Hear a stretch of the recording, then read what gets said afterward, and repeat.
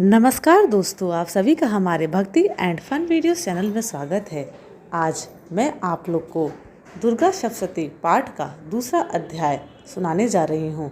तो चलिए भक्तों, श्रवण करते हैं। महर्षि मेधा बोले, प्राचीन काल में देवताओं और असुरों में पूरे 100 वर्षों तक घोर युद्ध हुआ था और देवराज इंद्र देवताओं के नायक थे। इस युद्ध में देवताओं की सेना परास्त हो गई थी और इस प्रकार संपूर्ण देवताओं को जीत महिषासुर इंद्र बन बैठा था।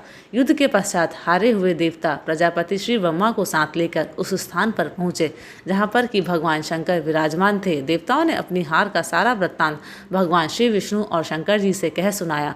वह कहने लगे, हे प्रभु, महिषासुर सूर्य, चंद्रमा, इंद्र, अग्नि, वायु, यम, वरुण तथा अन्य देवताओं के सब अधिकार छीनकर सबका अधिष्ठाता स्वयं बन बैठा है। उसने समस्त देवताओं को स्वर्ग से निकाल दिया है। वो मनुष्य की तरह पृथ्वी पर विचर रहे हैं। दैत्यों की सारी करतूत हमने आपको सुना दी है और आपकी शरण में इसलिए आए हैं कि आप उनके वध का कोई उपाय सोचें।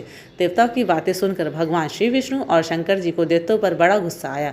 उनकी भौहें तन गई और आंखें लाल हो गई। गुस्से में भरे हुए भगवान विष्णु के मुख से बड़ा भारी तेज निकला और उसी प्रकार का तेज भगवान शंकर, ब्रह्मा और इंद्र आदि दूसरे देवताओं के मुख से प्रकट हुआ। फिर वह सारा तेज एक में मिल गया और तेज का पुंज वह ऐसे दिखता था जैसे कि जाज वल्लमान पर्वत हो। देवताओं ने देखा कि उस पर्वत की ज्वाला चारों ओर फैली हुई थी और देवताओं के शरीर से प्रकट हुए तेज की किसी अन्य तेज से तुलना नहीं हो सकती थी। एक स्थान पर इकट्ठा होने पर वह तेज एक देवी के रूप में परिवर्तित हो गया और अपने प्रकाश से तीनों लोकों में व्याप्त जान पड़ा। वह भगवान शंकर का तेज था। उससे देवी का मुख प्रकट हुआ। यमराज के तेज से उसके शरीर के बाल बने। भगवान श्री विष्णु के तेज से उसकी भुजाएं बनी। चंद्रमा के तेज से दोनों स्तन और इंद्र के तेज से जंघा तथा पिंडली बनी और पृथ्वी के तेज से नितंब भाग बना। ब्रह्मा के तेज से दोनों चरण और सूर्य के तेज से उनकी उंगलियां पैदा हुई। वस्तुओं के तेज से हाथों की उंगलियां एवं कुबेर के तेज से नासिका बनी। प्रजापति के तेज से उसके दांत और अग्नि के तेज से उसके नेत्र बने। संध्या के तेज से उसकी भौवें और वायु के तेज से उसके कान प्रकट हुए थे। इस प्रकार उस देवी का प्रादुर्भाव हुआ था। महिषासुर से पराजित देवता उस देवी को देखकर अत्यंत प्रसन्न हुए। भगवान शंकर ने अपने त्रिशूल में से एक त्रिशूल निकालकर उस देवी को दिया और भगवान विष्णु ने अपने चक्र में से एक चक्र निकालकर उस देवी को दिया। वरुण ने अपने चक्र में से एक चक्र निकालकर उस देवी को दिया। वरुण ने देवी को शंख भेंट किया। अग्नि ने इसे शक्ति दी। वायु ने उसे धनुष और बाण दिए। सहस्त्र नेत्रों वाले श्री देवराज इंद्र ने उसे अपने व्रज से उत्पन्न करके व्रज दिया और ऐरावत हाथी का एक घंटा उतारकर देवी को भेंट दिया।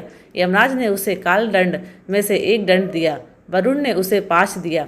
प्रजापति ने उस देवी को स्फटिक की माला दी और ब्रह्मा जी ने उसे कमंडलू दिया। सूर्य ने देवी के समस्त रोमों में अपनी किरणों का तेज भर दिया। काल ने उसे चमकती हुई ढाल और तलवार दी। उज्ज्वल हार और दिव्य वस्त्र उसे भेंट किए और इनके साथ ही उसने दिव्य चूड़ामणि दी। 2 कमंडल, कंकण, उज्ज्वल अर्धचंद्र, बाहों के लिए बाजूबंद, चरणों के लिए नुपुर, गले के लिए सुंदर हंसली और उंगलियों के लिए रत्नों की बनी हुई अंगूठियां उसे दी। विश्वकर्मा ने उनको फरसा दिया और उसके साथ ही कई प्रकार के अस्त्र और अभेद कवच दिए और इसके अतिरिक्त उसने कभी ना कुम्हालाने वाले सुंदर कमलों की मालाएं भेंट की। समुद्र ने सुंदर कमल का फूल भेंट किया। हिमालय ने सवारी के लिए सिंह और तरह तरह के रत्न देवी को भेंट किए। यक्षराज कुबेर ने मधु से भरा हुआ पात्र और शेष नाग ने उसे बहुमूल्य मणियों से विभूषित नागहार भेंट किया। इसी तरह दूसरे देवताओं ने भी उसे आभूषण और अस्त्र देकर उसका सम्मान किया। इसके पश्चात देवी ने उच्च स्वर से गर्जना की। उसके इस भयंकर नाद से आकाश गूंज उठा। देवी का वह उच्च स्वर से किया हुआ सिंहनाद समा न सका। आकाश उनके सामने छोटा प्रतीत होने लगा। उससे बड़े जोर की प्रतिध्वनि हुई जिससे समस्त विश्व में हलचल मच गई और समुद्र कांप उठे, पृथ्वी डोलने लगी और सबके सब पर्वत हिलने लगे। देवताओं ने उस समय प्रसन्न हो सिंह वाहिनी जगतमयी देवी से कहा, देवी तुम्हारी जय हो। इसके साथ महर्षियों ने भक्ति भाव से विनम्र होकर उनकी स्तुति की। संपूर्ण त्रिलोकी को शोक मग्न देखकर दैत्यगण अपनी सेनाओं को साथ लेकर और हथियार आदि सजाकर उठ खड़े हुए। महिषासुर के क्रोध की कोई सीमा नहीं थी। उसने क्रोध में भरकर कहा, यह सब क्या उत्पात है।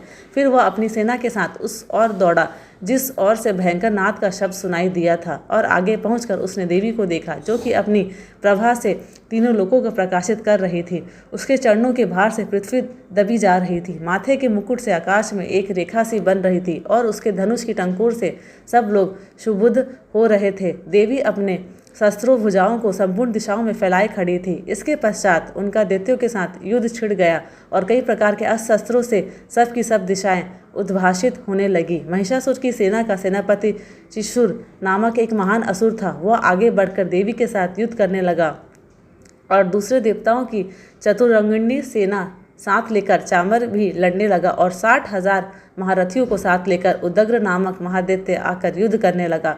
और महाहनु नामक असुर 1 करोड़ राशियों को लेकर, असिलोमा नामक असुर 5 करोड़ सैनिकों को साथ लेकर युद्ध करने लगा।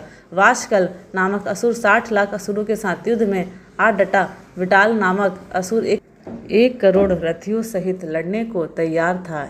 इन सब के अतिरिक्त और भी हजारों असुर हाथी और घोड़े साथ लेकर लड़ने लगे और इन सब के पश्चात महिषासुर करोड़ों रथों, हाथियों और घोड़ों सहित वहां आकर देवी के साथ लड़ने लगा।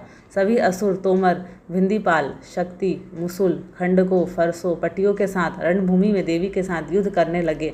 कई शक्तियाँ फेंकने लगे और कोई अन्य शस्त्रादि। इसके पश्चात सबके सब दैत्य अपनी अपनी तलवारें हाथों में लेकर देवी की ओर दौड़े और उसे मार डालने का उद्योग करने लगे, मगर देवी ने क्रोध में भरकर खेल खेल में उनके सब अस्त्रों शस्त्रों को काट दिया। इसके पश्चात ऋषियों और देवताओं ने देवी की स्तुति आरंभ कर दी और वह प्रसन्न होकर असुरों के शरीरों पर अस्त्र शस्त्रों की वर्षा करती रही। देवी का वाहन भी क्रोध में भरकर दैत्य सेना में इस प्रकार विचरने लगा जैसे कि वन में दावानल फैल रहा हो। युद्ध करती हुई देवी ने क्रोध में भर जितने श्वासों को छोड़ा वह तुरंत ही सैकड़ों हजारों गणों के रूप में परिवर्तित हो गए। फरसे, भिंदीपाल, खड़ग तथा फट्टिश इत्यादि शस्त्रों के साथ दैत्यों से युद्ध करने लगे। देवी की शक्ति से बढ़े हुए वह गण दैत्यों का नाश करते हुए ढोल, शंख व मृदंग आदि बजा रहे थे। तदंतर देवी ने त्रिशूल, गदा, शक्ति, खड़ग इत्यादि से सहस्त्रों असुरों को मार डाला। कितनों को घंटे की भयंकर आवाज़ से ही यमलोक पहुंचा दिया। कितने ही असुरों को उसने पास में बांधकर पृथ्वी पर धर घसीटा। कितनों को अपनी तलवार से टुकड़े कर दिए और कितनों को गदा की चोट से धरती पर सुला दिया। कई दैत्य मूसल की मार से घायल होकर रक्त वमन करने लगे और कई शूल से छाती फट जाने के कारण पृथ्वी पर लेट गए और कितनों की बाण से कमर टूट गई। देवताओं को पीड़ा देने वाले दैत्य कट कट कर मरने लगे। कितनों की बाहें अलग हो गई, कितनों की ग्रीवाएं कट गई, कितनों के सिर कट कर भूमि पर लुढ़क गए, कितनों के शरीर बीच में से कट गए और कितनों की जांघाएं कट गईं और वह पृथ्वी पर गिर पड़े। कितने ही सिरों व पैरों के कटने पर भी भूमि पर से उठ खड़े हुए थे और शस्त्र हाथ में लेकर देवी से लड़ने लगे। और कई दैत्यगण भूमि में बाजों की ध्वनि के साथ नाच रहे थे। कई असुर जिनके सिर कट चुके थे बिना सिर के धड़ से ही हाथ में शस्त्र लिए हुए लड़ रहे थे। दैत्य रह रहकर ठहरो ठहरो कहते हुए देवी को युद्ध के लिए ललकार रहे थे। जहाँ पर यह घोर संग्राम हुआ था वहाँ की भूमि रथ, हाथी, घोड़े और असुरों की लाशों से भर गई और असुर सेना के बीच में रक्तपात होने के कारण रुधिर की नदियाँ बह रही थी। और इस तरह देवी ने असुरों की विशाल सेना को क्षण भर में इस तरह से नष्ट कर डाला जैसे तृणकाष्ठ के बड़े समूह को अग्नि नष्ट कर डालती है। और देवी का सिंह भी गर्दन के बालों को हिलाता हुआ और बड़ा शब्द करता हुआ असुरों के शरीरों से मानो उनके प्राणों को ढूंढ रहा था। वहाँ देवी के गणों ने जब दैत्यों के साथ युद्ध किया तो देवताओं ने प्रसन्न होकर आकाश से उन पर पुष्प वर्षा की। दूसरा अध्याय समाप्त हुआ। अगर आपको मेरी वीडियोस पसंद आते हैं तो प्लीज़ लाइक, शेयर और सब्सक्राइब ज़रूर करें।